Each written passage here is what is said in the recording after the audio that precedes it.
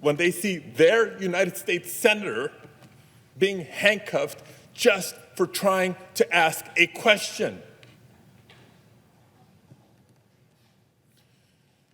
And what will my wife think? What will our boys think? And I also remember asking myself, if this aggressive escalation is the result of someone speaking up against the abuses and overreach of the Trump administration, was it really worth it? But colleagues, how many Americans in our nation's history have marched, have protested, have shed blood, even lost their lives to protect our rights? How many Americans have served in wars overseas to protect our freedoms here at home? And how many Americans in the year 2025 see a vindictive president on a tour of retribution, unrestrained by the majority of this separate and co-equal branch of government, and wonder if it's worth it to stand up or to speak out? If a United States senator becomes too afraid to speak up, how can we expect any other American to do the same? And colleagues, you know me. I can't think of a person who would describe me as a flamethrower. I try to be respectful. I try to be considerate to every member of this body, regardless of our political differences. And so I do want to take a moment to thank all of my colleagues on both sides of the aisle who have reached out to share your messages of support, whether they were public messages or many in private. Trust me, they mean the world to me, and I know they mean the world to my family. But if you watched what unfolded last week and thought what happened is just about one politician and one press conference, you're missing the point. If that is what the administration is willing to do to a United States senator for having the authority to simply ask a question, imagine what they'll do to any American who dares to speak up. If what you saw happen can happen when the cameras are on, imagine not only what can happen, but what is happening in so many places where there are no cameras. Colleagues, this isn't about me. In fact, it's not just about immigrant communities or even just the state of California. It's about every single American who values their constitutional rights. It's about anyone who's ever exercised their First Amendment rights, or anyone who's ever disagreed with a president, or anyone who simply values our democracy and wants to keep it.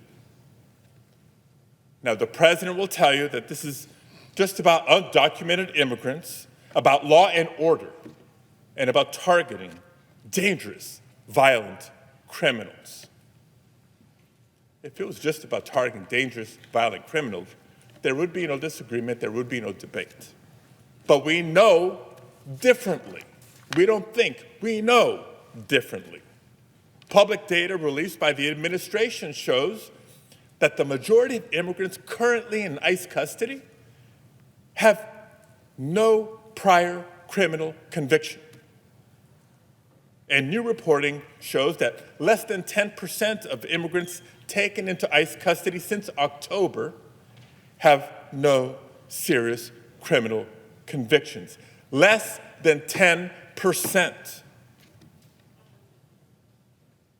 But a couple of weeks ago, it seemed that Donald Trump was at the lowest point of his presidency so far. He was drowning in a week of terrible headlines.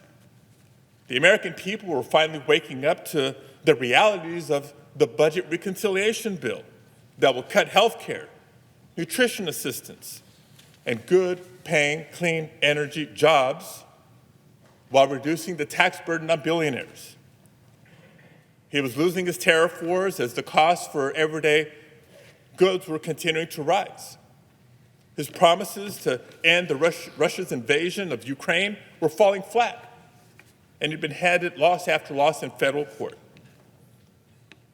He even had a very public breakup with Elon Musk. And I mention this only because we know what happens when the headlines turn on Donald Trump.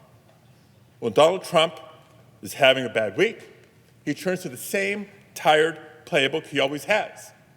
When in doubt, scapegoat immigrants and manufacture a crisis to distract the media from what's going on.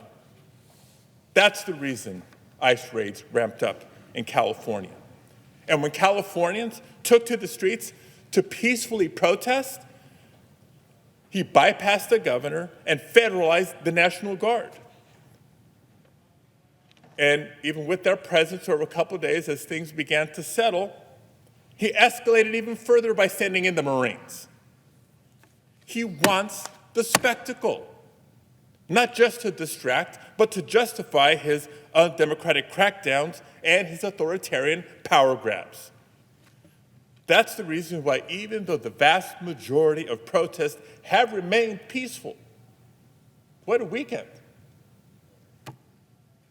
That notwithstanding, the president, the vice president, and their allies have continued to call all the protesters out there insurrectionists.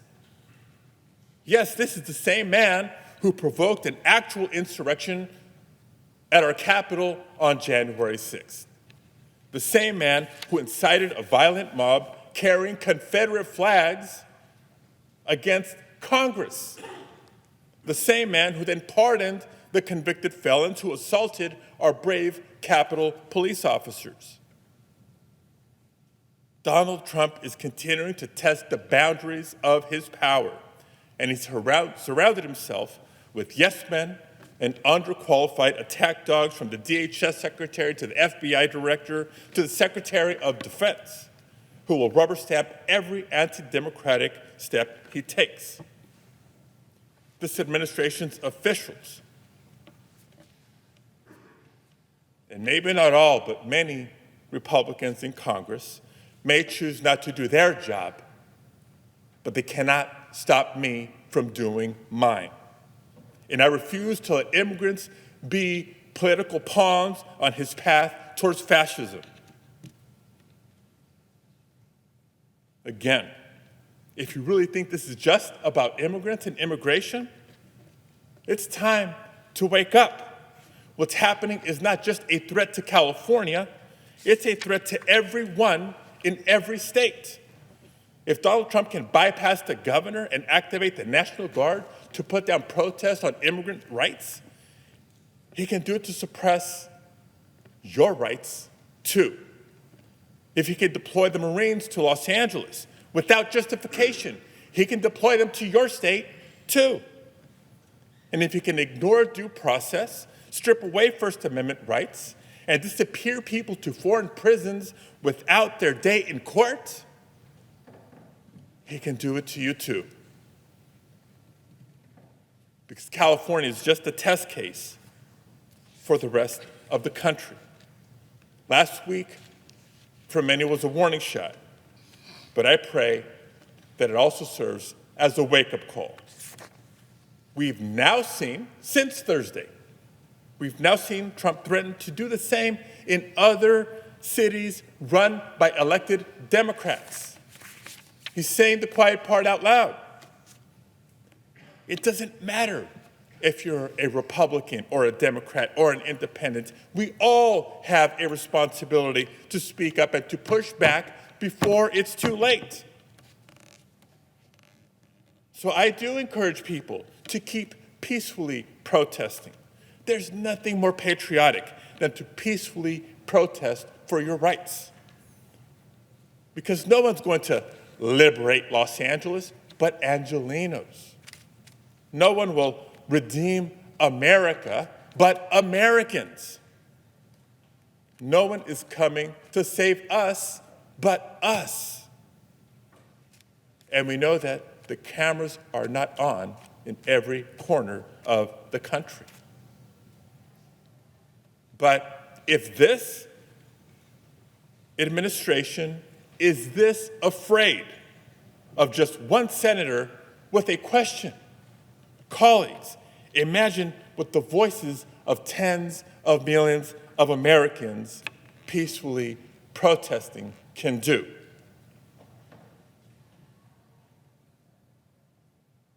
I thank you all for being here to hear me, and I thank you, Mr. President.